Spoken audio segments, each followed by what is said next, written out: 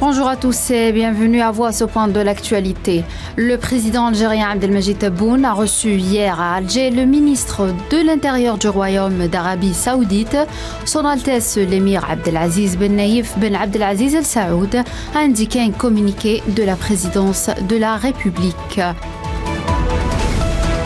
Par la suite, le président Tebboune a reçu également le président de l'Assemblée nationale mauritanienne, Mohamed Mamba Megué. Et dans une déclaration à la presse au terme de l'audience, Megué a indiqué que cette rencontre conviviale était l'occasion de transmettre au président algérien les salutations de son homologue mauritanien, Mohamed Cheikh El Ghazouani, ainsi que ses vœux de bonheur et de prospérité pour le peuple et le gouvernement algérien. Le président de l'Assemblée nationale mauritanienne a souligné que le président Tebboune a salué la coopération bilatérale entre l'Algérie et la Mauritanie, ainsi que le progrès réalisé dernièrement en termes de grands projets, ajoutant que le président algérien l'a chargé de transmettre ses salutations et ses vœux de prospérité et de progrès au président El Ghazouani et au peuple mauritanien.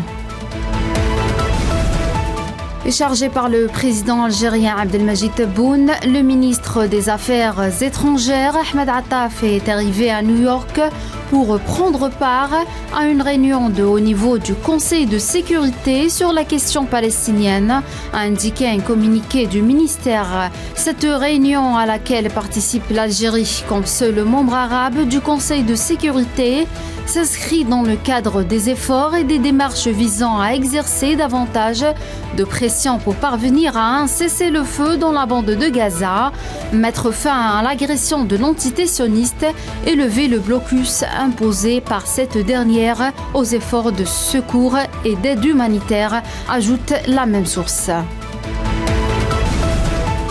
Et les forces américaines et britanniques ont mené des frappes sur des sites de la capitale yéménite Sanaa et dans d'autres secteurs du pays, a indiqué l'agence de presse Saba.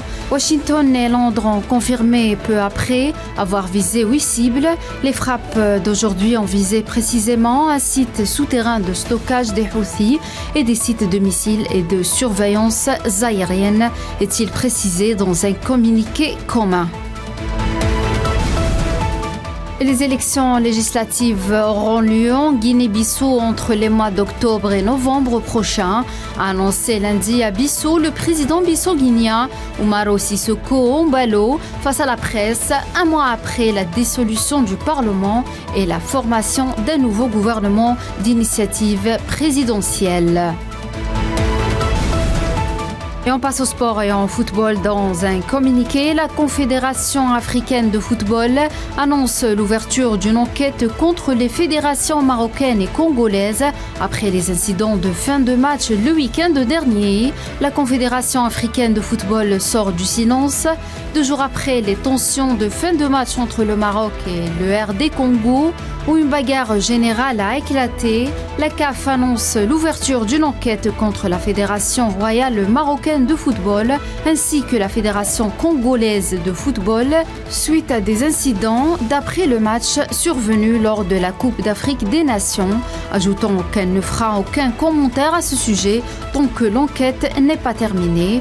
Au coup de sifflet final, Walid Regragui et Chancel Bemba avaient failli en venir aux mains et le défenseur de l'OM avait également été coursé par Youssef Nessiri dans les couloirs. C'est la fin de ce point de l'actualité. Merci de l'avoir suivi.